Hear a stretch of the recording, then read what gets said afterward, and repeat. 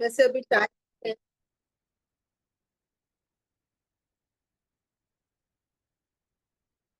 ओम नमो भगवते वासुदेवाय।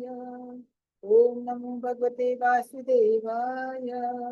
ओम नमो भगवते वासुदेवाय। ओम अज्ञानतिमिरान्धस्य ज्ञानाञ्जन शलाकया चक्षुन्तं येन तस्मै श्री गुरुवे नमः। श्री चैतन्य मनोभीष्टं स्थापितं येन भूतले संरूपः कदा मह्यं ददाति स्वदान्तिकम्। वन्देऽहं श्रीगुरु श्रीयुतपदकमलं श्रीगुरून् वैष्णव श्रीरूपं साज्जातं सैकलरघुनाथान्वितं तं सजीवम् सादतं सावधूतं परिजनसहितं कृष्ण चैतन्यदेवं श्रीराधा कृष्ण पादान् सैकललता श्रीविशाखान्वितांश्च। हे कृष्ण करुणा सिंधु दीनबंधु जगतपते गोपेश गोपिका कांता राधा कांत नमस्तुते। तप्त कांचन गौरांगी राधे वृंदावनेश्वरी कृष्णां सुते देवी प्रणमामि हरे। नमः विष्णुपदाय कृष्ण पृष्ठाय भूतले श्रीमते भक्ति वेदांत स्वामी इति नामिने। नमस्ते सरस्वती देवी गौरवाणी प्रचारिणे निर्विशेष शून्यवादी आशापुनिदेशितारि। जय श्री कृष्ण चैतन्य प्रभु नित्यानंद श्री अद्वैत गदाधर श्रीवासदि गौरभक्तवृंद। हरे कृष्ण कृष्ण कृष्ण हरे हरे हरे राम राम राम हरे हरे हरे कृष्ण कृष्ण कृष्ण हरे हरे हरे राम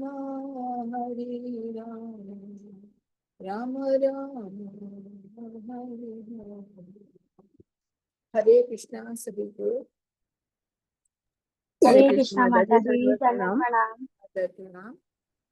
सभी का आज 3 बजे की क्लास में स्वागत है। शेयर करते हैं। आज 7वां श्लोक है। हम लोग 6 श्लोक पढ़ चुके हैं हिंदी तक।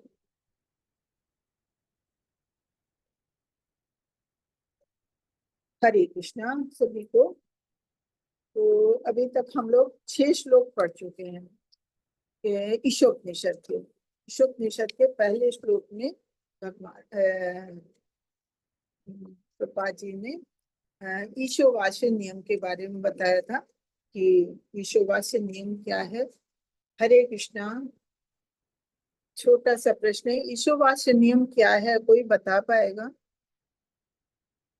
हरे कृष्णा। हरे कृष्णा। ईशोवास्य नियम हम रोज बताते हैं, पहला ही श्लोक है, कोई बताएगा?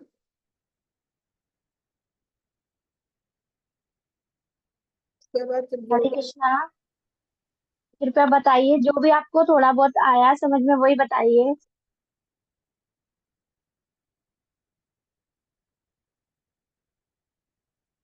आरती माता जी, राधा माता जी, मंजू माता जी, जो कुछ भी समझ में आता है बताइए। देखिए हम रोज हरे बताते कृष्ण माता जी। हैं तुम। हाँ। हरे कृष्ण माता जी। मन हरे सबसे पहले श्लोक बताया, मन सबसे तेज चलता है, लेकिन उससे भी तेज भगवान विष्णु भगवान सब कुछ करते हैं। उनसे ज्यादा तेज कोई नहीं चल सकता। नहीं, ईशुवास्य नियम जो है पहला श्लोक है ईशोपनिषद का। उसमें बताया था कि जो कुछ भी है सब भगवान के द्वारा दिया हुआ है, भगवान से उद्भूत है हर चीज, और हर चीज भगवान के द्वारा नियंत्रित है। इसलिए हर चीज पे अधिकार भी भगवान का है। भगवान ने जितने भी जीव बनाए हैं, तो भगवान ने जितने भी जीव बनाए हैं, हर एक की आवश्यकता अनुसार भगवान ने सब कुछ दिया हुआ है। तो मनुष्य को चाहिए कि जो उसके लिए बनाया है, जो उसके लिए दिया है, निर्मित है, उसको वही चीजें प्रयोग करनी चाहिए, दूसरे का हिस्सा नहीं लेना चाहिए। तो ईशोवास्य नियम जो है वो रोज बता देते हैं एक बार, कि जो कुछ भी भगवान के द्वारा उद्भुत है और भगवान के द्वारा ही नियंत्रित है। तो जो कुछ भी है किसका हुआ? भगवान का। अगर हम कोई चीज बनाते हैं तो फिर हमारा अधिकार होता है। तो ऐसे अगर भगवान के द्वारा बनाई सारी चीजें सृष्टि में, चर अचर, चल अचल कुछ भी है, तो भगवान के द्वारा निर्मित है और भगवान के द्वारा ही नियंत्रित है। ठीक है। तो और दूसरे श्लोक में हमने जाना था कि जो भी इस नियम को, भगवान के इस नियम को मानता है, तो वो लंबी आयु जीने की सोच सकता है। क्योंकि जब वो खाली अपने हिस्से का लेगा, हर अगर सृष्टि में अगर हर व्यक्ति ऐसा हो जाए, हर जीव ऐसा हो जाए कि जो उसके हिस्से में नियत चीज है वो उसी का इस्तेमाल करेगा, दूसरे का नहीं, तो धीरे धीरे धीरे धीरे फिर वो ये है कि किसी और का हिस्सा नहीं मारेगा। जब किसी और का हिस्सा नहीं मारेगा, संतुष्टि होगी उसमें, और फिर आपस में झगड़े नहीं होंगे, वैमनस्य नहीं होगा, तो बहुत अच्छा वातावरण होगा। और इस तरह से हर इंसान बहुत सुख से रह सकता है, तो अधिक आयु पाने की सोच सकता है। तीसरा श्लोक था, तीसरे श्लोक में हमने जाना था कि जो व्यक्ति भी भगवान के इस नियम को नहीं मानता है, तो वो अपनी आत्मा का हनन करता है, अपनी आत्मा को कष्ट देता है। और आत्मा को कष्ट देने का मतलब है भगवान को कष्ट देना। और अगर तो इसमें भी मैंने परसों भी प्रश्न पूछा था, और फिर आप बताइए, फिर मैं पूछती हूँ कि जो अपनी आत्मा को कष्ट देता है, आत्मा का हनन करता है, उसे क्या कहते हैं? मैंने परसों बताया था। आत्मभाव। हाँ, उसे आत्महा कहते हैं। तो ठीक है, 3 श्लोक तो हमारे ऐसे हो गए जिसमें ईशोवास्य नियम को लेके चले थे। फिर चौथे श्लोक में हमने जाना था कि हम सबसे तीव्र गति मन की मानते हैं, लेकिन चौथे श्लोक में बताया कि भगवान अति वेगवान है। भगवान के बराबर कोई वेगवान नहीं है, कि मन से भी अधिक तेज गति से भगवान चलते हैं। कि भगवान हमारे से इतने दूर हैं कि हम आकाश को नहीं नाप पाते हैं, और कोई यंत्र हमारे पास नहीं है कि हम अपने से आकाश की ऊंचाई को नाप पाए। और भगवान तो आकाश से भी बहुत दूर है, बहुत दूर उनका धाम है।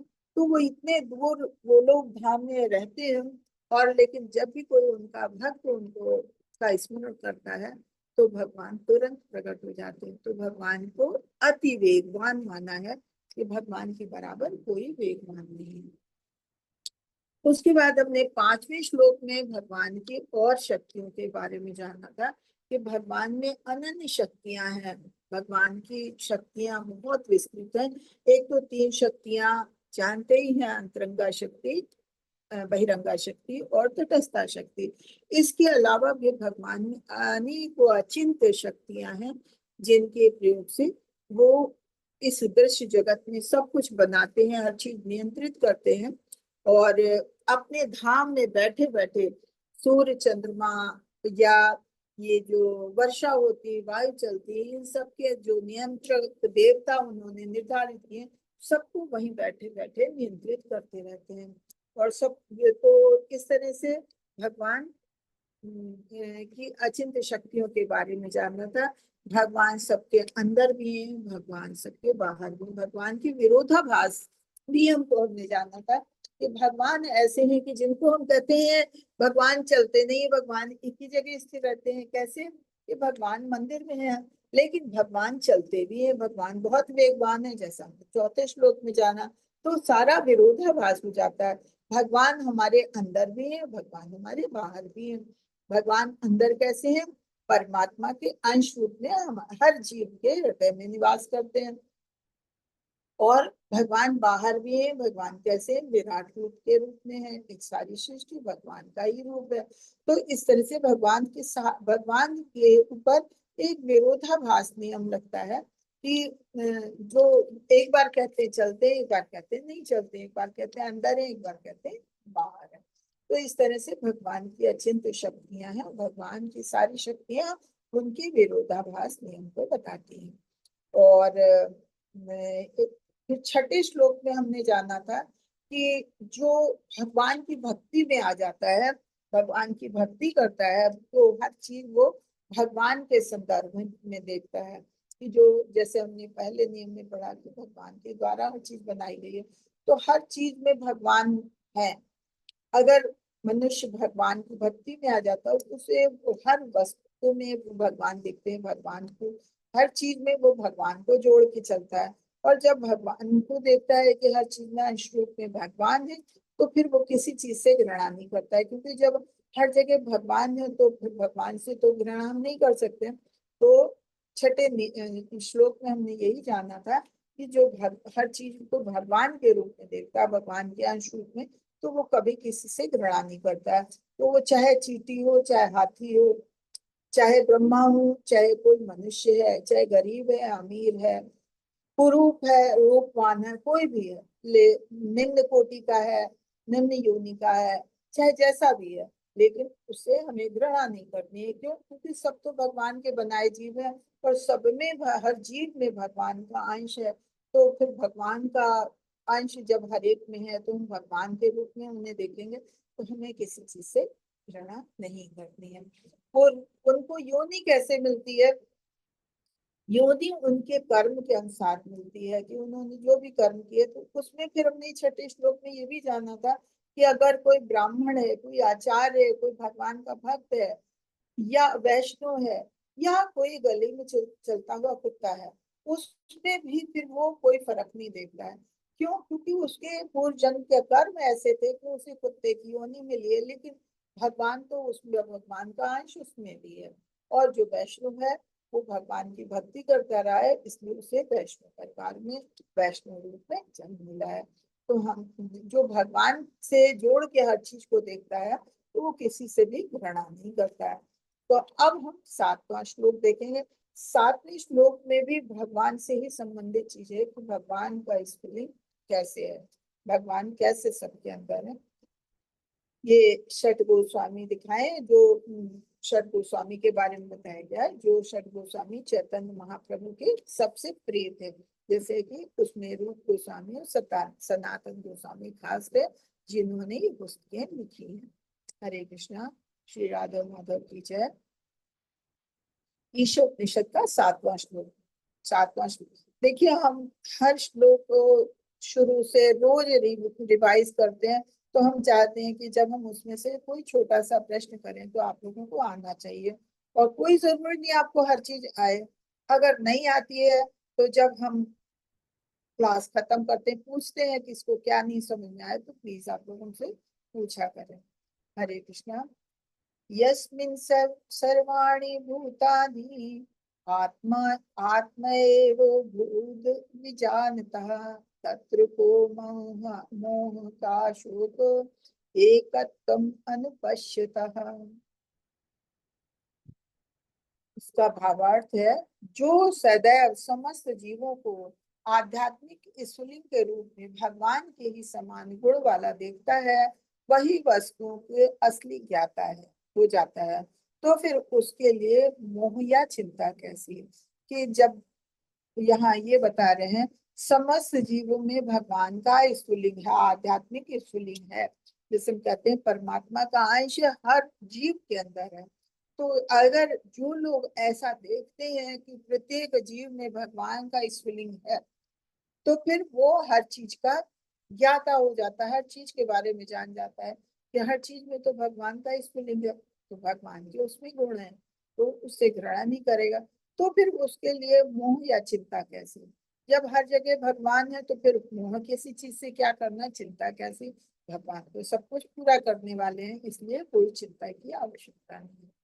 ऊपर चर्चा की गई मध्यम अधिकारी और उत्तम अधिकारी को छोड़कर कोई भी जीवित प्राणी को आध्यात्मिक स्थिति को सही ढंग से नहीं देख सकता। हम लोगों ने पहले पढ़ा था 3 तरह के भक्त, कनिष्ठ अधिकारी, मध्यम अधिकारी और उत्तम अधिकारी को। तो कनिष्ठ अधिकारी का तो ये देखा कि वो भगवान की भक्ति तो करता है, लेकिन भगवान पे कोई उसकी दृढ़ श्रद्धा, दृढ़ विश्वास नहीं होता है। और जब दृढ़ विश्वास भगवान पे ही नहीं होता है और वो ये जानता है कि मंदिर के अंदर या जो भी पूजा स्थल है, मंदिर, गिरजाघर, मस्जिद, तो उसके अंदर जो है अर्च विग्रह, तो वहां तो भगवान है, और वहां से बाहर निकलते हैं तो वो कहता है कहीं भी भगवान नहीं। तो जब उसके मन में ऐसा है तो फिर वो किसी को भगवान के रूप में देखेगा ही नहीं। लेकिन मध्यम अधिकारी और उत्तम अधिकारी हर जीव में भगवान के अंश को देखता है। तो कह रहे हैं कि इसलिए ये कहा गया है जो मध्यम अधिकारी और उत्तम अधिकारी है, इनको छोड़ के कोई भी जीवित प्राणी आध्यात्मिक स्थिति को सही ढंग से नहीं देख सकता, क्योंकि वो हर जगह भगवान के अंश को नहीं देखता है। एकत्व अनुपश्यता, इसका अर्थ हमने पहले भी 6ठे श्लोक में जाना था। एकत्व, गुण में एकता, अनुपश्यता, जो अधिकार के माध्यम से देखता है या जो लगातार ऐसा देखता है। अनु माने उसको, और पश्यता देखता है। इंगित करता है, या ये दोनों चीजें क्या इंगित करती हैं कि सभी जीवों को एकता को प्रकट शास्त्रों के दृष्टिकोण से अधिकारियों के माध्यम से देखना चाहिए। अब ये बता रहे हैं कि जो चीज भी है, चाहे जीव है चाहे वस्तु है, उसको हम जो शास्त्रों के दृष्टिकोण से या हमारे पूर्व आचार्यों के बताए माध्यम है उनकी दृष्टि से देखता है, उसी को उसी दृष्टि से हमको देखना चाहिए। लेकिन एकत्व, गुण में एकता का मतलब ये नहीं है कि जीव सभी मामलों में सर्वोच्च भगवान के बराबर है। अब एकत्व, गुण में एकता, भगवान के गुण में और हमें एक बताया गया। क्यों? क्योंकि हम भगवान के अंश हैं। तो कहते हैं जब भगवान का अंश है तो भगवान में जो गुण है वो हमारे में भी गुण है। इसका मतलब ये नहीं है कि हम भगवान के बराबर हो गए। क्यों? क्योंकि जैसे अगर एक समुद्र है, समुद्र के पानी को अगर चेक करते हैं और उसके एक बूंद पानी को अलग चेक करते हैं, दोनों की गुणवत्ता एक होती है, दोनों में केमिकल रिएक्शन एक होते हैं। लेकिन इसका मतलब ये नहीं होता है कि समुद्र के बराबर एक जो बूंद है उसका भी अस्तित्व है, उसका अस्तित्व उतना नहीं रह जाता। इसी तरह से हम भगवान के अंश तो जरूर हैं, तो भगवान के गुणों में हम हैं, लेकिन फिर भी हम भगवान के बराबर नहीं हो सकते। एक महान भक्त, महाभागवत, एकता को इस अर्थ में देखता है कि वो सब कुछ सर्वोच्च भगवान की पूजा के रूप में। जो महान भक्त है, महाभागवत किसको कहते हैं? महाभागवत भगवान के उच्च भक्त को कहते हैं। वो एकता को इसी दृष्टि से देखता है कि सब कुछ भगवान की एनर्जी, भगवान की ही शक्ति के रूप में है। जो कुछ भी, जैसे हमने पहले भी पढ़ा कि अगर हमारा हाथ भी हिलता है तो हम सोचे कि हम अपने से कर रहे हैं, नहीं, हम कुछ भी नहीं कर सकते, हमारे में कोई सामर्थ्य नहीं है। वो भगवान की एनर्जी है, भगवान की दी हुई शक्ति है, जिसके द्वारा हमारा मुंह चल रहा है, हमारे हाथ चल रहे हैं, हमारे पैर चल रहे हैं, हमारा शरीर चल रहा है। जिस दिन भगवान अगर नहीं चाहेगा तो हम कुछ भी नहीं कर सकते। तो ये सारी शक्ति किसकी है?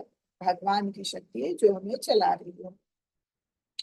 कृष्ण आध्यात्मिक यानी कि सच्चित आनंद, विग्रह और अनंत, हम अनंत हैं। तो कह रहे हैं कि भगवान आध्यात्मिक है, सच्चित आनंद है पर अनंत है, तो हम भी अनंत हैं। क्यों? हम भगवान के अंश हैं। जीव गोस्वामी ने अचिंत्य भेदा भेदा तत्व भेद भिन्न अभेद अभिन्न गढ़ा। जैसे अभी पहले हम लोगों ने अचिंत भेदा भेद पढ़ा था कि भगवान चलते भी है, भगवान नहीं भी चलते, भगवान अंदर भी है, भगवान बाहर भी है। ये विरोधाभास जो है यही अचिंत्य भेदाभेद कहलाता। ये जीव गोस्वामी ने भगवान के बारे में भी लिखा है कि भगवान के जो कार्य हैं, भगवान की शक्तियां, भगवान के कार्य हम अचिंत्य भेदाभेद में लेते हैं, क्योंकि भगवान वही काम करते हैं, भगवान नहीं भी करते, भगवान हमारे साथ भी है, भगवान हमसे दूर भी है, भगवान दृश्य भी है, भगवान अदृश्य भी है। तो ये भगवान के साथ ही संभव है। सर्वोच्च संपूर्ण की व्यक्तिगत आत्माएं चिंगारी संपूर्ण भगवान के ज्ञात गुणों का लगभग 80% है, लेकिन वे मात्रात्मक रूप से उनके बराबर नहीं है। ये गुण सूक्ष्म मात्रा में मौजूद है, क्योंकि जीव परम संपूर्ण का एक सूक्ष्म अंश मात्र है। यहाँ पे बताया है कि जो कुछ भी है, चाहे संसार में कोई भी आत्माएं है, कोई भी जीव है, किसी भी योनि का कोई भी जीव है, क्योंकि भगवान का अंश है, तो भगवान का जो गुण है उसमें गुण है। कहते हैं वो नहीं 100%, को 80% गुण उसमें होते हैं भगवान के, लेकिन उसकी मात्रा सूक्ष्म है। इसलिए वो क्यों, क्योंकि हम भी भगवान के सूक्ष्म अंश मात्र हैं। वही चीज बताई, जैसे कि अगर समुद्र है, समुद्र का पानी और समुद्र की एक बूंद, तो गुण जरूर है एक, लेकिन वो मात्रा में बराबर नहीं हो सकता है। क्यों? क्योंकि वो उनकी सूक्ष्म अंश है, वो समुद्र का एक सूक्ष्म अंश है, इसलिए मात्रा में बराबर नहीं हो सकता। अब एकता और अंतर, एकता और अंतर यही बताया है। एकता की भावना होती है क्योंकि शक्ति और ऊर्जावान में कोई अंतर नहीं है, वे एक ही है। अब शक्ति तो बराबर है, शक्ति एक ही सी है जो भगवान की है, भगवान के ही हम अंश हैं, भगवान ऊर्जा देने वाले हैं और हम उन्हीं के अंश हैं, तो भगवान की शक्ति हमारे में भी है। लेकिन क्या है, इसलिए एकता की तो भावना हो गई, भगवान के गुण, भगवान की शक्ति हमारे में है। लेकिन यद्यपि विश्लेषण दृष्टि से ऊष्मा और प्रकाश अग्नि से भिन्न है, किंतु ऊष्मा प्रकाश के बिना अग्नि शब्द का कोई अर्थ नहीं है। अब नीचे बताया कि अगर अग्नि है तो अग्नि से ऊष्मा भी निकलती, गर्मी भी निकलती, प्रकाश भी निकलता है। और किससे निकलता है? ये अग्नि से निकलता है। जैसे कि ऊर्जावान से ऊर्जा निकलती है। भगवान है शक्तिमान, और भगवान की शक्तियों से, भगवान की ही शक्तियां हम में मिली हैं। तो हम भले ही हमें अंश में मिली है, लेकिन हमारी शक्ति जो है भगवान की दी है। तो इसी तरह से अगर ऊष्मा और प्रकाश निकल रहा है तो कहाँ से? अग्नि से निकल रहा है। लेकिन फिर भी अग्नि से निकल जरूर रहा है, लेकिन फिर भी ऊष्मा और प्रकाश के बिना अग्नि का कोई अस्तित्व नहीं है। अगर प्रकाश और गर्मी है ही नहीं तो अग्नि का कोई अस्तित्व नहीं, अग्नि का कोई अर्थ नहीं, अग्नि बेकार है अगर उसमें से प्रकाश और ऊष्मा नहीं निकल रही। तो भगवान की ही हम अत्यंत शक्तियां हैं, भगवान ऊर्जावान है, भगवान ही हमें शक्ति देते हैं, और हमसे भगवान है, भगवान से। अतः संश्लेषण में ऊष्मा, प्रकाश और अग्नि समान है। इसका मतलब सब बराबर है, सब में एकता है। अंतर क्या है? अंतर खाली मात्रा में है। एकता और अंतर के सादृश्य, अब उन्होंने ये बिल्कुल उसका दिखा दिया। एकता और अंतर क्या है?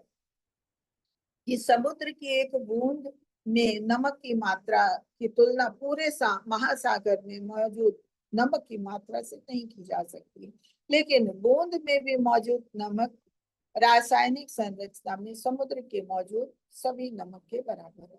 कि अगर समुद्र का पानी आप केमिकल रिएक्शन चेक कराएं तो उसमें भी उसी हिसाब से नमक होगा जैसे कि एक बूंद में है, लेकिन अब मात्रा में फर्क हो जाता है। अब वो जो बूंद है वो छोटी, तो उसमें नमक की मात्रा भी कम होगी। महासागर इतना बड़ा है, इतना बड़ा समुद्र है, तो उसमें नमक की मात्रा अधिक हो जाएगी। ऐसी आग की चिंगारी गुणात्मक रूप से आग के साथ एक है। आग से अगर चिंगारी निकलती है तो जैसे आग जला देती है, आग में गर्मी होती है, प्रकाश होता है, तो उसमें भी वही है कि अगर चिंगारी भी किसी के ऊपर पड़ जाए तो उससे कोई जल सकता है या गर्मी का एहसास हो सकता है।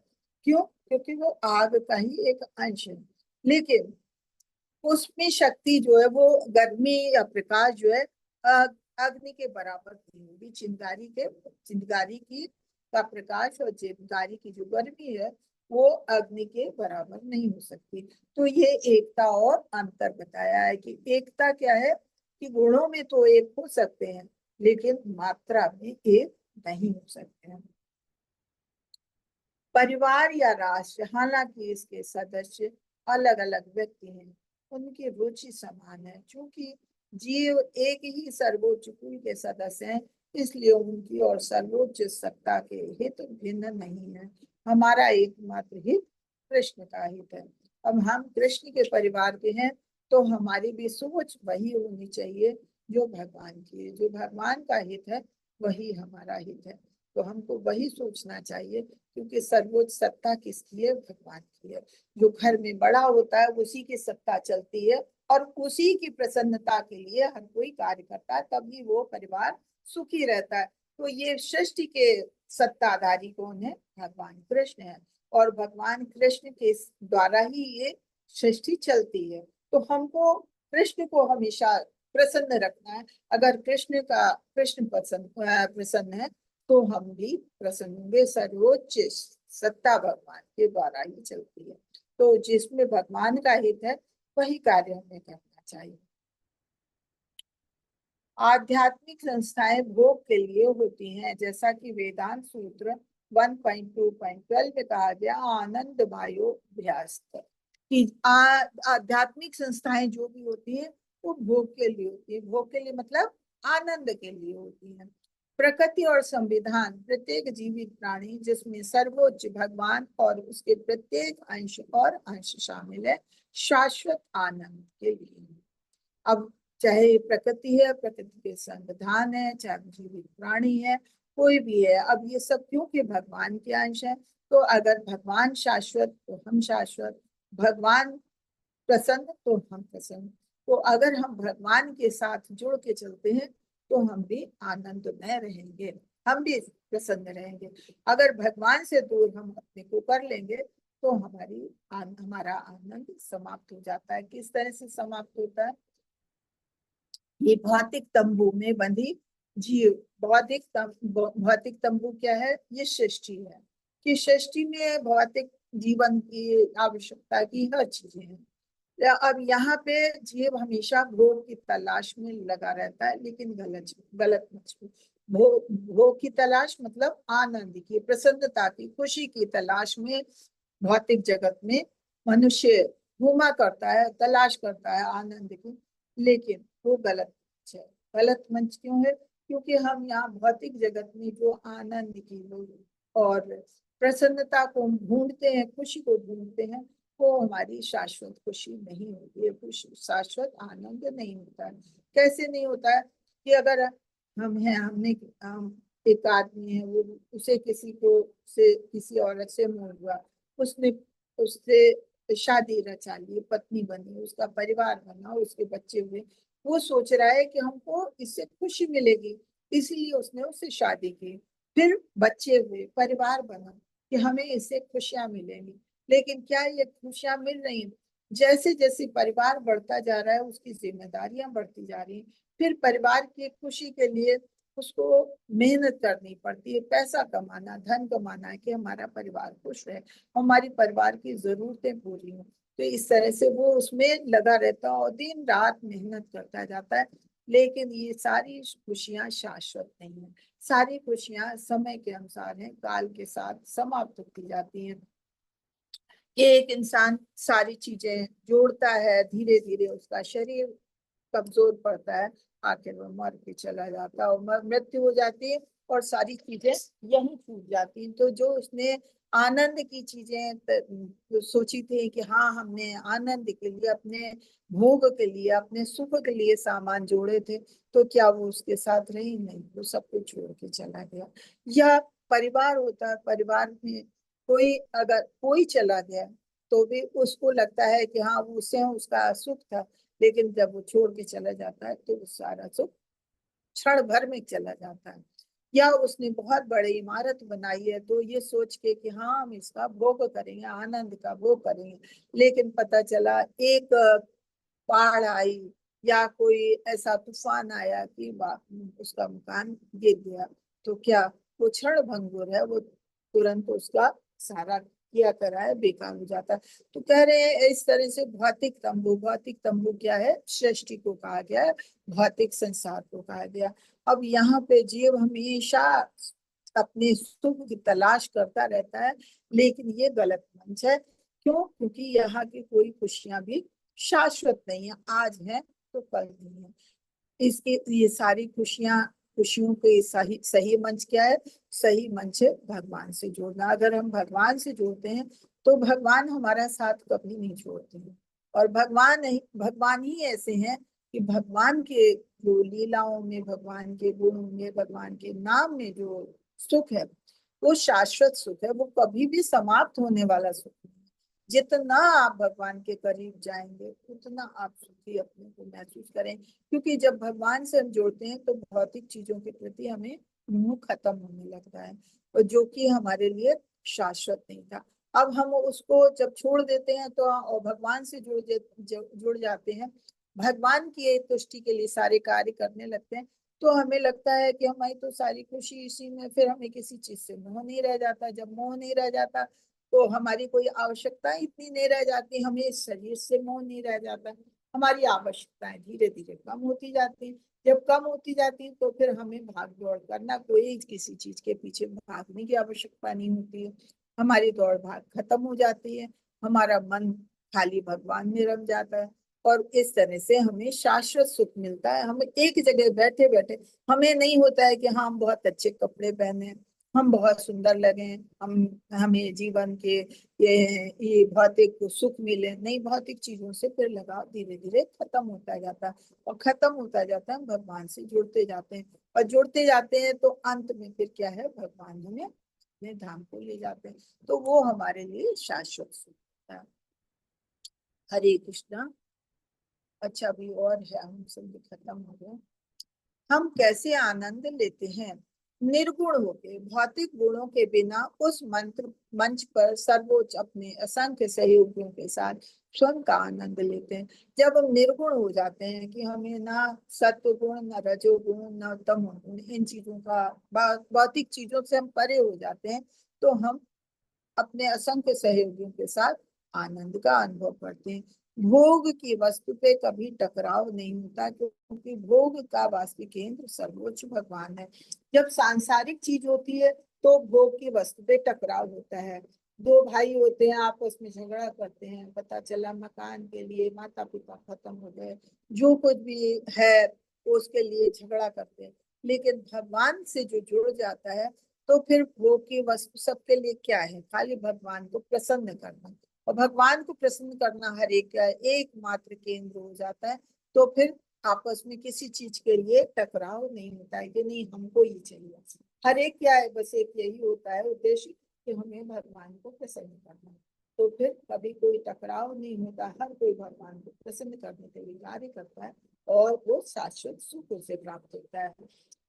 हम सब उसके साथ जुड़ने और एक दिव्य रुचि के साथ और बिना किसी टकराव के जीवन का आनंद लेने के लिए हैं।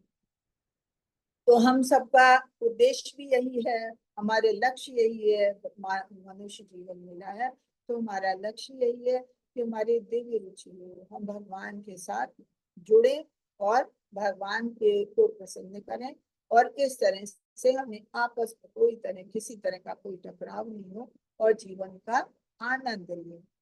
ये आध्यात्मिक रुचि का सर्वोच्च मंच है। जैसे ही कोई एकता के इस पूर्ण रूप को महसूस करता है, उसका मोह, विलाप यानी शोक का कोई सवाल नहीं रह जाता है। बस यही बताए, जो आध्यात्मिक रुचि ले लेता है तो इस आनंद का सर्वोच्च मंच है कि अगर यहाँ कोई आ जाता है तो फिर उसे किसी चीज का कोई मोह और शोक नहीं रह जाता, और वो पूरे आनंद का अनुभव करता है। अब ये दिखाया है कि भगवान के साथ जुड़े, देखो भगवान के धाम में सभी भगवान को कर रहे हैं। बीजी 7.14 में के अनुसार कोई और नहीं बल्कि वे जो परमेश्वर के चरण कमलों में समर्पण करते हैं, वे प्रकृति के कड़े नियमों को पार नहीं कर सकते। जो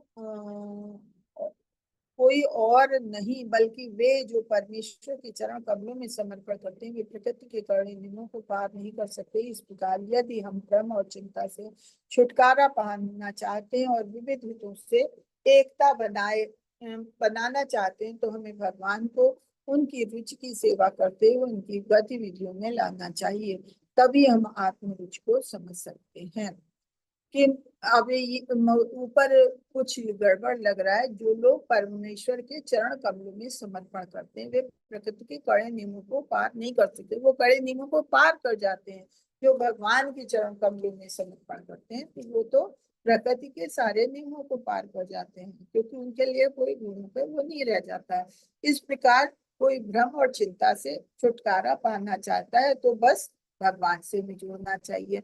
अगर हम भगवान से जुड़ते हैं और भगवान की आत्म रुचि को समझते हैं, भगवान को प्रसन्न करने के लिए अपनी सारी गतिविधियां भगवान की सेवा में लगाते हैं, भगवान की रुचि की सेवा में लगाते हैं, तो हम अपनी हम हमको भी आत्म संतुष्टि मिलती है।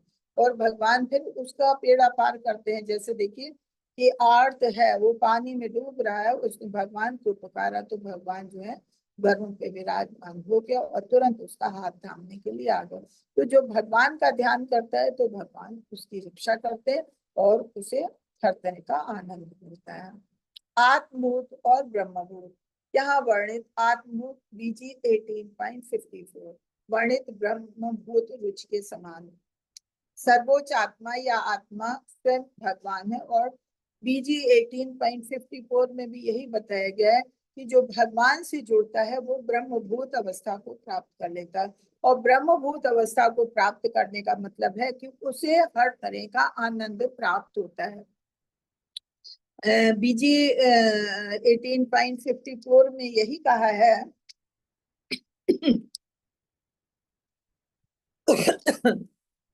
ब्रह्मभूत प्रसन्नात्मा न शोचति न कांक्षति समा सर्वेषु भूतेषु मद भक्ति लभते मरम। कि जो इस अवस्था को प्राप्त कर लेता है वो तुरंत परम ब्रह्म को का अनुभव करता है और पूर्णतया प्रसन्न हो जाता है। वो ना तो कभी किसी तरह का कोई शोक करता है और ना किसी वस्तु की कामना करता है। वो प्रत्येक जीव को संभाव रखता है और उस अवस्था में वो भगवान की शुभ मुक्ति को प्राप्त कर लेता है। कि जो ब्रह्म आत्मा भगवान से जुड़ जाता है तो वो ब्रह्मभूत अवस्था कहलाती है। फिर उसे हर चीज में भगवान दिखाई देते हैं तो फिर वो हर चीज से प्रेम करता है, किसी से घृणा नहीं करता और फिर उसका मन शांत हो जाता है। ना वो किसी को से ईर्ष्या करता है ना किसी से मोह करता है।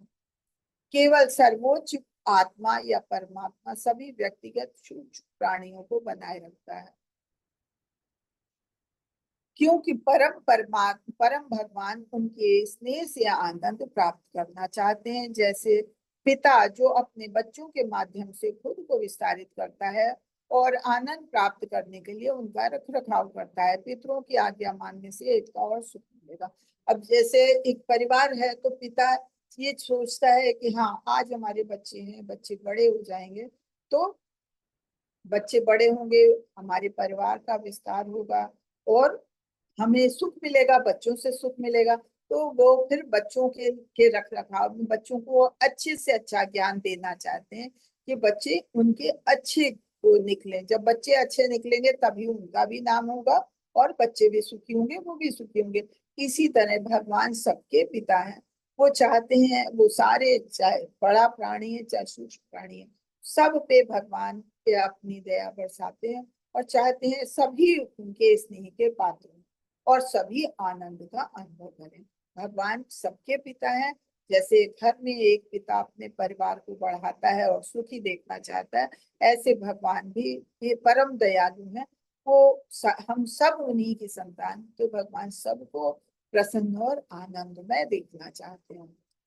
तो कह रहे हैं पितरों की आज्ञा मानने से भी एकता और सुख मिलेगा। अब ये भगवान की अलग अलग लीलाएं दिखाई हैं। भगवान ने गोवर्धन पर्वत दिखाया, भगवान ने बक्टासुर का किस तरह से वध किया था, सारी भगवान की लीलाएं दिखाई। वो सब ये यही समाप्त हुआ। अब वो आप लोग इसमें अगर यहाँ देखिए जब पूछते हैं प्रश्न करने को तो आप लोग कुछ पूछते नहीं, फिर बाद में आपसे जब हम पूछते हैं आप जवाब दे देते हो। अब हम आपसे पूछेंगे कि अगर किसी को इसमें कोई भी प्रश्न है, कुछ ना समझ में आ रहा हो, तो प्लीज आप हमसे पूछें। हरे कृष्णा। तब फिर हम बुक को खोलेंगे। हरे कृष्णा। हरे कृष्णा। किसी का कोई प्रश्न? हरे कृष्ण माता जी। हाँ, बोलिए। ब्रह्म वो ब्रह्मभूत आत्माभूत पता नहीं चला। आत्मभूत और ब्रह्मभूत, यही है। आत्मभूत मतलब हम जब भगवान से जुड़ते जाते हैं तो हम पूरी तरह से संसार से, भौतिक जगत से मुक्त हो जाते हैं। भौतिक जगत के प्रति हमारे कोई भी लगाव नहीं रह जाता, हमें भगवान से लगाव होता है। तो हम पूरी इस तरह से आत्म तुष्ट हो जाते हैं, हम पूरी तरह से अंदर से प्रसन्न होते हैं। और जो इस तरह से अपनी आत्मा से संतुष्ट हो जाता है, वो भगवान को, यानी कि ब्रह्म को, भगवान को प्राप्त कर लेता है। तो वो आत्मभूत या ब्रह्मभूत अवस्था एक ही अवस्था है कि जो भगवान से पूर्णतया जुड़ जाता है। हरे कृष्णा। हरे कृष्ण। किसी का और कोई प्रश्न? हाँ, पूछिए। कविता माता जी कुछ बोल रही थी। हरे कृष्णा। किसी का कोई प्रश्न? पता चला माता जी। ठीक है, तो हम फिर बुक खोलते हैं। आप लोग हैंड रेस करिए जिसको भी पढ़ना है।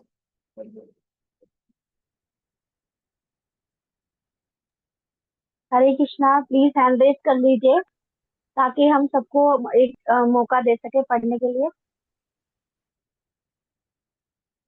हरे कृष्णा। पढ़िए, कौन पढ़ता है?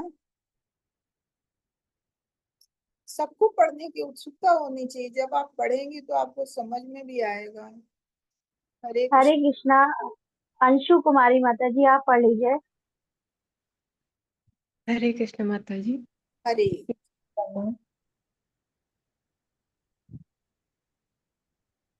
पढ़िए जो माँ।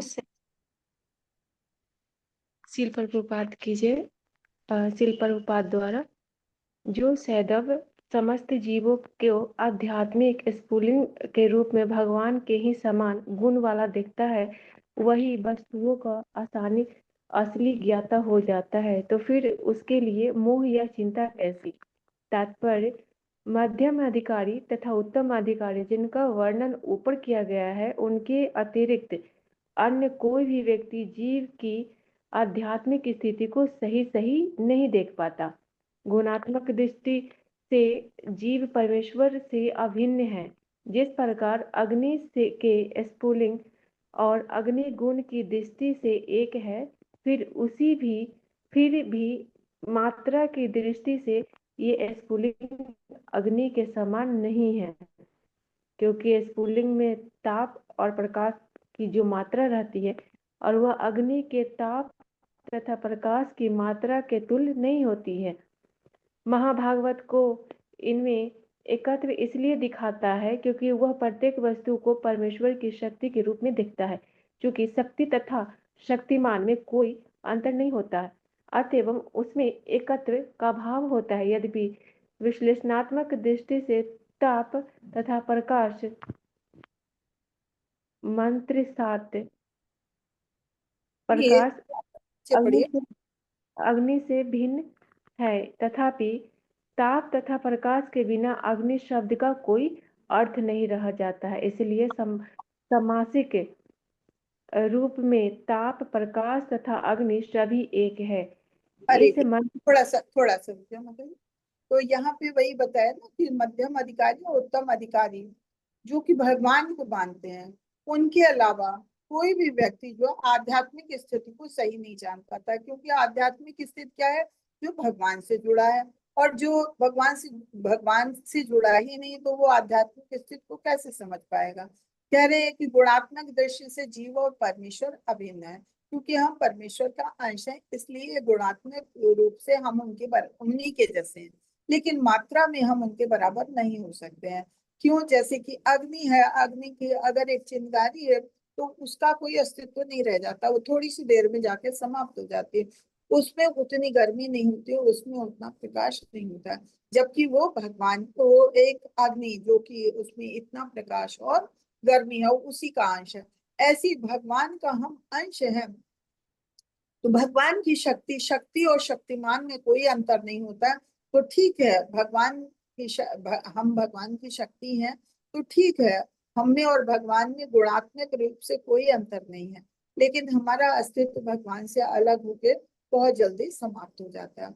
और हमारे में जो भगवान में गुण है उतने हम, क्योंकि हम मात्रा में उनके बराबर नहीं है, तो इस वजह से हमारे गुण भी उनके बराबर नहीं हो सकते हैं गुणात्मक रूप से। हम भले ही भगवान की शक्तियां हमें हैं, लेकिन जिस तरह से अग्नि के एक चिंगारी का अस्तित्व अग्नि से अलग होने के बाद क्या रह जाता है, कोई खास नहीं, वैसे ही भगवान से अगर हम दूर हो जाते हैं तो हमारा कोई अस्तित्व नहीं रह जाता। हम गुणात्मक रूप से भगवान के तुल्य हैं, लेकिन मात्रा के इतने कम होने के कारण हमारा कोई अस्तित्व नहीं रह जाता। लेकिन जो भगवान का भक्त है वो एकत्व रूप में इसीलिए देखता है कि जैसे अग्नि से प्रकाश और ताप निकलता अग्नि से है, लेकिन अगर अग्नि में ताप और प्रकाश नहीं होता है तो अग्नि का कोई अस्तित्व नहीं रह जाता। तो इस तरह से एकत्व रूप में देखते हैं कि इस तरह से ताप, प्रकाश और अग्नि सभी एक ही। हरे कृष्ण। आगे पढ़ी माता जी। हरे कृष्ण माता जी। इस मंत्र में एकत्वम अनुपश्य शब्द सूचित करते हैं कि मनुष्य को चाहिए कि वह प्रामाणिक शास्त्रों की दृष्टि से समस्त जीवों के एकत्व को देखे। परम पूर्ण भगवान के पृथक पृथक स्फुलिंगों में पूर्ण के लगभग 80% ज्ञात गुण पाए जाते हैं, लेकिन मात्रा में वे परमेश्वर के त्रिपुट नहीं होते हैं। वे गुण सूक्ष्म मात्रा में उपस्थित रहते हैं, क्योंकि जीव उन परम पुण्य का शुद्ध अंश नहीं होता है। यदि हम दूसरी उपमा प्रयोग में लाए तो वह कह सकते हैं कि समुद्र की एक बूंद में जितनी मात्रा में नमक होता है वह कभी भी पूरे समुद्र में उपस्थित नमक की मात्रा के तुल्य नहीं होता है।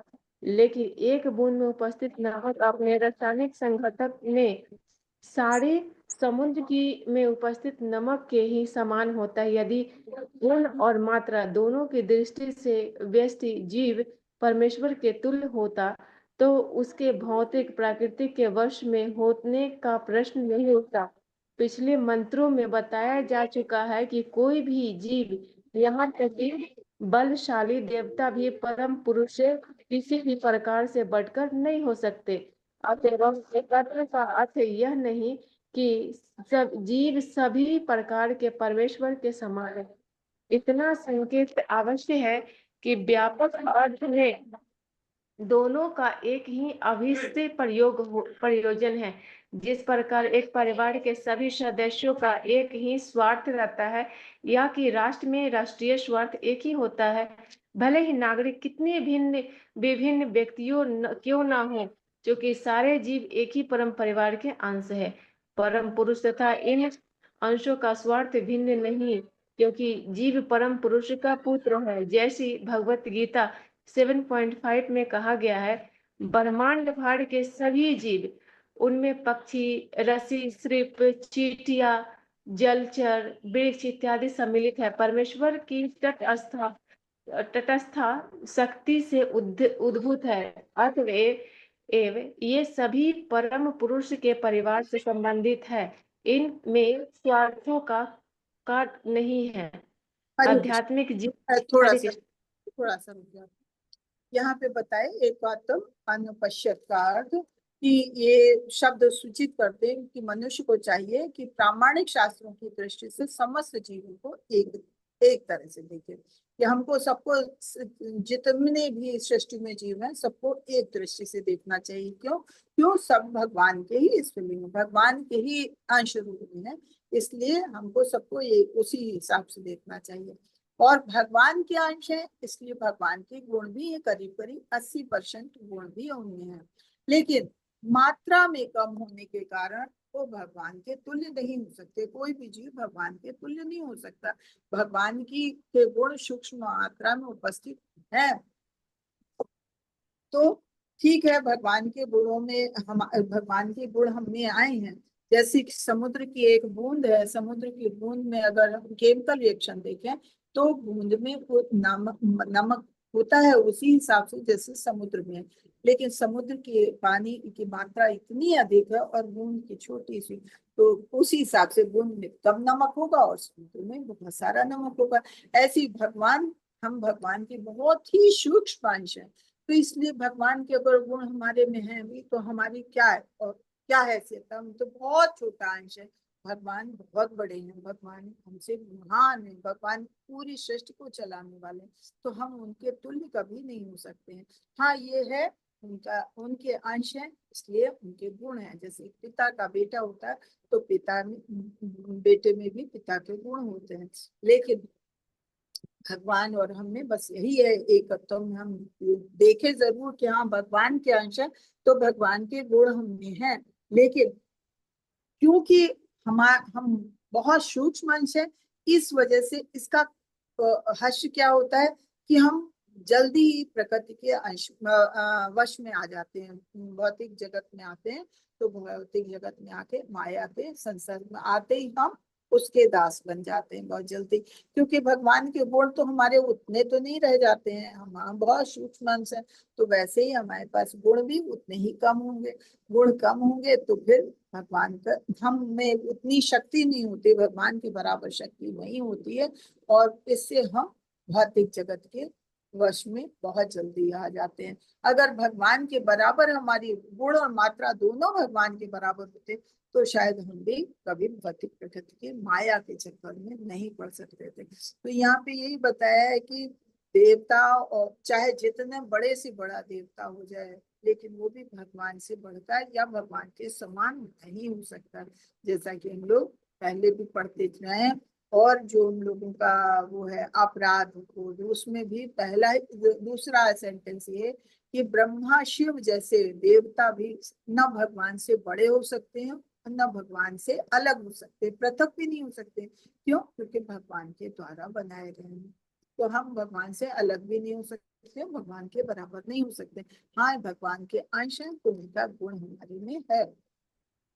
अब भगवत गीता में बताया गया क्योंकि हम सब भगवान के ही पुत्र हैं, तो भगवान भगवत गीता के 7.5 में कहते हैं कि भगवान ही कहते हैं कि इसके अतिरिक्त एक अन्य पराशक्ति जो जीवों में युक्त है भौतिक अपराध शक्ति के साधनों का विरोध कर रही है। कि जो कोई भगवान की शक्ति है हम सब में, लेकिन क्या है जो भौतिक जगत है उसका हम विरोध कर रहे हैं। तो ब्रह्मांड के जितने भी जीव हैं, चाहे पक्षी हैं, चाहे सरीसृप है, चाहे चींटियां हैं, जलचर हैं, वृक्ष हैं, पशु हैं, पक्षी हैं, कुछ भी है, वो सब भगवान की तटस्था शक्ति के अंतर्गत हैं। और ये सब भगवान के ही परिवार से संबंधित है, भगवान से ही संबंधित है। लेकिन इसमें भगवान का अपना कोई स्वार्थ नहीं हमारा है, क्योंकि हम भगवान के बहुत छोटे अंश हैं, तुच्छ अंश हैं, इसलिए हम भगवान ये भौतिक जगत की माया शक्ति के वशीभूत हो जाते हैं। हरे कृष्णा। आगे पढ़िए। हरे कृष्णा। राधा माता जी आप पढ़ लीजिए। हरे कृष्ण माता जी। हरे श्री प्रभुपाद जी की जय। तात्पर्य श्री प्रभुपाद जी द्वारा। आध्यात्मिक जीव भोग के निमित्त है, जैसा कि वेदांत सूत्र 1.1.12 में वर्णित है। आनंदमय अभ्यासात प्रगति एवं संरचना दोनों की दृष्टि से प्रत्येक जीव जिसमें परमेश्वर तथा उनका प्रत्येक अंश सम्मिलित है शाश्वत आनंद के लिए है। जीव जो कि शरीर के बंधन से जकड़े हुए निरंतर आनंद की तलाश में रहते हैं, लेकिन वे उसकी कोई गलत स्तर से करते हैं। इस भौतिक स्तर के अतिरिक्त एक आध्यात्मिक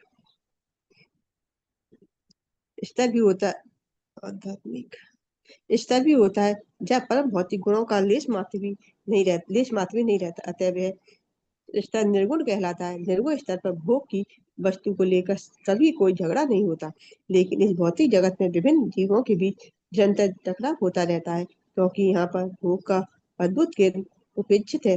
भोग के असली केंद्र तो परमेश्वर हैं, जो भव्य तथा आध्यात्मिक रास नृत्य के केंद्र हैं। हम सब इनके साथ रहने तथा दिव्य रुचि दिव्य रुचि तथा विरोध रहित जीवन बिताने के लिए है।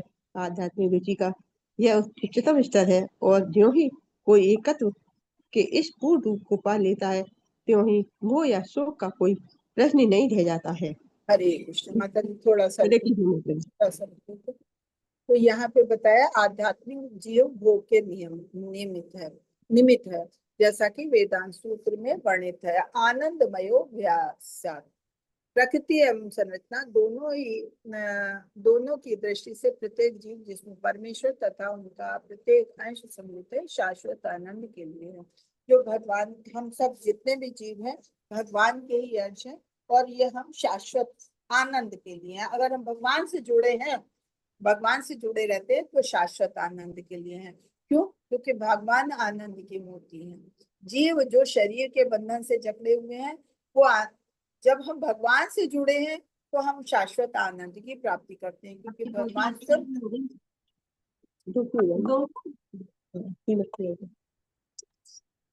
लेकिन जीव जो शरीर के बंधन से जकड़े हुए हैं, जब हम अपने शरीर से अपनी पहचान बनाते हैं, तो फिर हम आनंद की तलाश करते हैं, लेकिन फिर वो गलत स्तर हो जाता है कि फिर हम भौतिक भोग विलास में आ जाते हैं। जब भौतिक स्तर पे आते हैं, तो फिर वो आनंद की अनुभूति जो है वो शाश्वत नहीं होती है।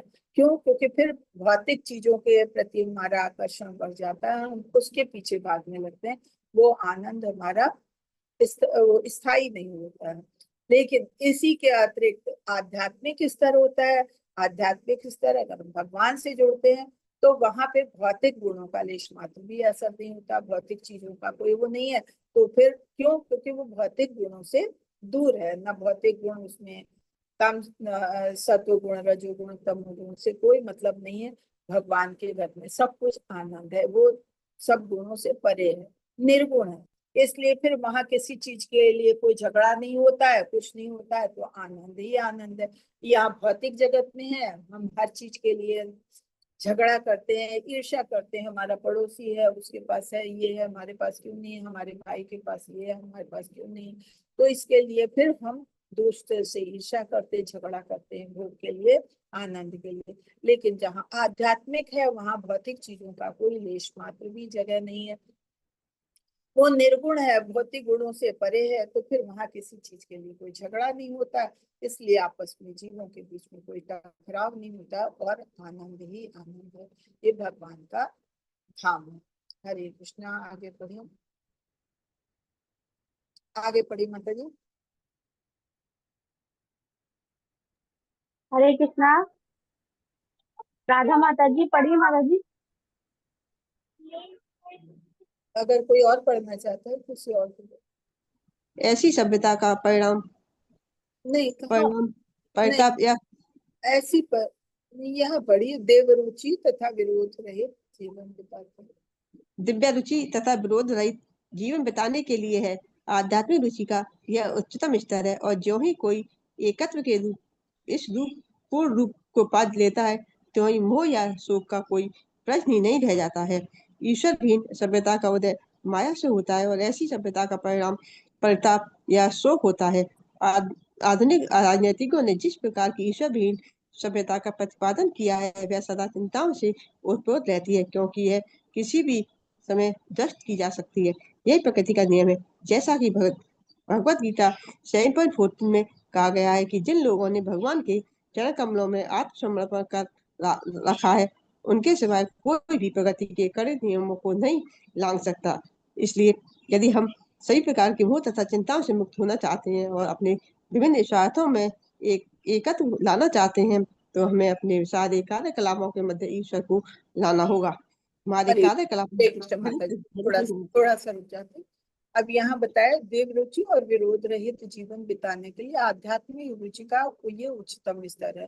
क्या अगर हम देव रुचि चाहते हैं, हम आनंद चाहते हैं, मतलब किसी झगड़े के बिना हम अच्छा जीवन बिताना चाहते हैं, तो हमें आध्यात्मिक रूप से आध्यात्मिक स्तर में जुड़ना चाहिए। क्योंकि आध्यात्मिक उसमें अगर हम जुड़ जाते हैं, तो फिर हम भगवान से एकत्व हो जाते हैं। जैसे हम भगवान के अंश हैं तो भगवान के गुण भी हमारे में आ जाते हैं और हम एकत्व पूर्ण रूप प्राप्त करते हैं। और फिर हमारा सांसारिक चीजों से, भौतिक चीजों के प्रति कोई मोह नहीं रह जाता, ना किसी चीज पाने की चाहत होती है और ना किसी चीज को छोड़ने का शौक रह जाता है। तो जब कोई ऐसा स्तर रह ही नहीं जाता है, हमें भौतिक चीजों के प्रति कोई मोह या शौक नहीं रह जाता, तो वो आनंद की अनुभूति होती है। और ईश्वर विहीन सभ्यता जो भगवान से दूर हो जाता है, तो फिर वहां माया का जुड़ाव होता है। जैसे हमने पहले भी पढ़ा था कि जो जहाँ माया है वहां भगवान की भक्ति नहीं है, जहाँ भक्ति है वहां माया नहीं है। तो अगर भगवान से हम दूर होते हैं तो माया से हम जकड़ जाते हैं और फिर वहां पे फिर हम भौतिक जगत से जुड़ जाते हैं और वहां फिर शोक और परिताप के अलावा और कुछ नहीं। क्योंकि भौतिक जगत में की तरफ जब हम जुड़ते हैं तो फिर हमें हर चीज से के प्रति मोह और हर किसी के प्रति ईर्ष्या द्वेष हो जाता है और हम हर चीज के पीछे भागते हैं, अपने सुख सुविधाओं को जुटाने के पीछे भागते हैं और फिर वहां शोक और परिताप भी होता है। तो कहते हैं इसीलिए कि जो आजकल के नेता लोग हैं वो ईश्वर विहीन सभ्यता का प्रतिपादन करते हैं, इसीलिए पूरा संसार जो है सदा चिंताओं से भरा रहता है। क्यों? क्योंकि भगवान को भूल गए हैं और भौतिक, जहाँ भगवान को भूले नहीं कि माया ने हमें जकड़ा और भौतिक जगत फिर तो दुखी दुख है। ये प्रकृति का नियम है।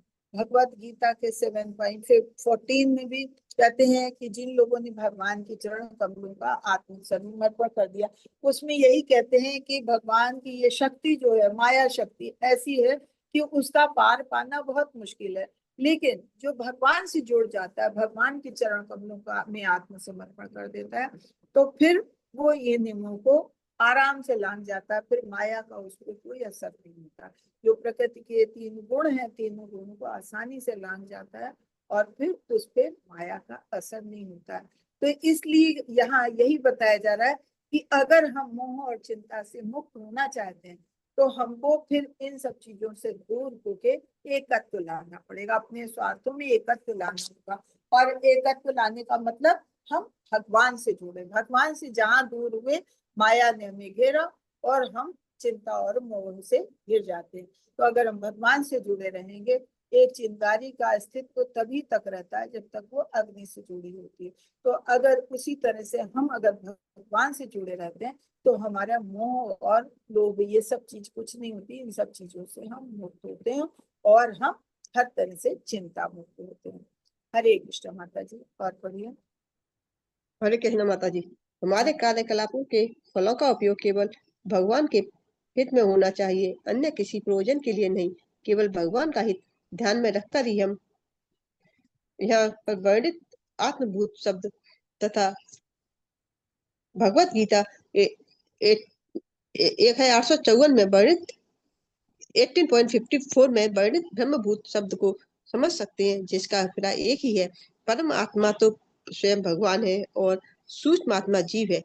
परमात्मा अकेले ही सारी सृष्टि व्यष्टि सूक्ष्म जीवों का पालन करते हैं, क्योंकि परमात्मा अनेक स्नेह से आनंद प्राप्त करना चाहते हैं। पिता पुत्र के माध्यम से अपना विस्तार करता है और आनंद प्राप्त करने के लिए उनका पालन करता है। यदि पुत्र पिता की इच्छा के प्रति आज्ञाकारी होते हैं तो परिवार के सारे कार्य सुरुचिपूर्ण तथा सुखमय वातावरण में सुचारू रूप से चलते रहते हैं। ठीक यही स्थिति ब्रह्म के परिवार में दिव्य रूप में से नियोजित की रहती है। परम ब्रह्म जीवात्मा के समान एक व्यक्ति है, ना तो भगवान निराकार है, ना ही जीव निराकार है। ऐसे दिव्य व्यक्तित्व दिव्य आनंद ज्ञान तथा शाश्वत जीवन से परिपूर्ण रहते हैं। आध्यात्मिक जीवन की यही असली स्थिति है। और ज्यों ही मनुष्य को इस आध्यात्मिक पथ का बोध हो जाता है, त्यों ही वह परम पुरुष श्री कृष्ण के चरण कमलों में समर्पित हो जाता है। किंतु ऐसे महात्मा का दर्शन पहले ही हो पाता है, क्योंकि ऐसी ही दिव्य अनुभूति अनेकानेक जन्मों के बाद ही प्राप्त होती है। किंतु एक बार प्राप्त हो जाने पर किसी तरह का मोह या शोक या भौतिक अस्तित्व से के दुख जन्म और मृत्यु नहीं रह जाते, जो हमेशा वर्तमान जीवन में अनुभव किए जाते हैं। श्री ईशोपनिषद के इस मंत्र से हमें यही जानकारी प्राप्त होती है। हरे कृष्ण माता जी। माता जी धन्यवाद। तो यहाँ पे बता रहे हैं कि जो लोग कह रहे हैं हमारे कार्यकलापों का फलों का उपयोग हो तो वो केवल भगवान के हेतु होना चाहिए। जैसे अभी हमने ऊपर भी पढ़ा कि अगर हम चिंता मुक्त जीवन पाना चाहते हैं, तो आनंद का अनुभव करना चाहते हैं, तो हमें भगवान से अलग नहीं होना चाहिए। और इसके लिए फिर क्या है कि हम जो भी कार्य करें वो सब भगवान से जुड़ा होना चाहिए, और जो भी कार्य करते हैं उसका फल हमें भगवान को अर्पित कर देना चाहिए। हमें अपने लिए कुछ नहीं करना। अगर हम इस चीज का ध्यान रखेंगे कि जो कार्य करें भगवान के हित में करेंगे, तो हम आत्मबोध अवस्था में पहुंचते हैं। आत्मबोध की अवस्था, जैसे अभी माता जी ने पूछा था कि आत्मभूत और ब्रह्मभूत क्या है। आत्मभूत का मतलब है हमारे शरीर में हमारी एक आत्मा है, हम आत्मा है, और साथ ही हमारे साथ परमात्मा का अंश है। तो जब हम अपने अंदर बैठे परमात्मा के अंश को पहचानने लगते हैं, तो हम उनके साथ एकाकार हो जाते हैं। वो अवस्था जो है आत्मभूत की अवस्था होती है। और जब हम अंदर बैठे अपने परमात्मा को जानने लगते हैं, हमारे में वो आत्मभूत अवस्था आ जाती है, तो फिर हम भगवान का दर्शन, भगवान से जुड़ जाते हैं। क्यों? क्योंकि वो तो भगवान का ही अंश है। तो जब हम उनसे जुड़ गए तो हम सीधे भगवान से जुड़ जाते हैं। तो इसीलिए कहा गया आत्मभूत अवस्था क्या है? ब्रह्मभूत अवस्था है। और हम तभी जुड़ सकते हैं जब हम भगवान को अपने अंदर पाएंगे। और जो अगर इस चीज को हमने जान ली, हम वृष्टि आत्मा है, वो परमात्मा है, वो हम एक वृष्टि आत्मा है, भगवान परमात्मा है। अगर हम उनसे जुड़ गए तो हम उनके प्रेम को, उनके स्नेह को जो प्राप्त करते हैं, तो जो आनंद का अनुभव होता है वही हमारे लिए प्रेमानंद होता है। तो कहते हैं पिता भी पुत्रों को के माध्यम से अपना विस्तार करता है, किस लिए? आनंद प्राप्त करने के लिए। और जब पुत्र पिता की इच्छा का आज्ञाकारी होता है, पिता के सुख के लिए कार्य करता है, तो सारे कार्य सुख में चलते हैं, पूरा परिवार सुखी होता है। तो इसी तरह से भगवान हमारे पिता हैं। जब हम भगवान हम सब के पालन करते हैं, हम सब के प्रति कृपालु हैं, लेकिन जब हम भी भगवान के प्रति आज्ञाकारी होंगे, हम उनको प्रसन्न करने के लिए कार्य करेंगे, तो हम हमेशा सारे कार्य हमारे सुचारू रूप से चलेंगे। मैं जो कार्य हो हम भगवान की प्रसन्नता के लिए करेंगे, तभी भगवान का परिवार, ये दिव्य परिवार जो है वो हमेशा सुखी रहेगा, और हम भी उसमें सुखी रहेंगे। परम ब्रह्म जीवात्मा का एक समान व्यक्ति है। पर ब्रह्म जीवात्मा के समान एक व्यक्ति है, जो ना तो निराकार है ना ही जीव निराकार है। जैसे भगवान ना निराकार है ना जीव निराकार है, भगवान का भी आकार है और हमारा भी आकार है। क्यों? हम उन्हीं के बच्चे हैं, तो हमारा भी आकार है। जैसे दिव्य व्यक्तित्व दिव्य आनंद, ज्ञान और शाश्वत जीवन का परिपूर्ण रहते हैं। आध्यात्मिक जीवन का यही असली स्थिति है। जो ही मनुष्य को इस आध्यात्मिक बोध का, जब मनुष्य इस चीज का बोध कर लेता है कि हम उनके अंश हैं और वो हमारे अंदर हैं, तो हम इस चीज का एहसास हो जाता है, तो यही आध्यात्मिक बोध होता है। और फिर हम भगवान के चरण कमलों में समर्पित हो जाते हैं। और जो लोग भगवान के चरणों में समर्पित हो जाते हैं, कहते हैं ऐसे महात्मा अत्यंत दुर्लभ होते हैं। हम लोगों ने भगवद गीता में पढ़ा है, बहु नाम ना जन्मन्ते क्या है, ज्ञानवान ना प्रपद्यन्ते, क्या है पूरा श्लोक ध्यान नहीं आ रहा है, कि ये विरले लोग होते हैं, बहुत जन्मों के बाद ऐसे महात्मा होते हैं जो भगवान को पूर्णतया पहचानते हैं और भगवान के चरण कमलों के में समर्पित होते हैं। लेकिन ऐसे लोग फिर पूर्ण सुख का, पूर्ण आनंद का भोग करते हैं। उनमें मोह, शोक और भौतिक आसक्ति के प्रति ये जो दुख, जन्म, मृत्यु है, ये सब फिर खत्म हो जाता है। इन सब का उनके लिए कोई महत्व नहीं रह जाता है। यही हमारे जीवन का सर्वोच्च आनंद का अनुभव है, और ये जानकारी हमें ईश्वर दिशा देती है। हरे कृष्णा। तो आज का श्लोक यहीं पे समाप्त होता है। यहाँ तक कि अगर आप लोगों के कोई प्रश्न हो तो प्रश्न करें जरूर, ताकि जब हम कल प्रश्न करें तो आप लोग जवाब दे सकें।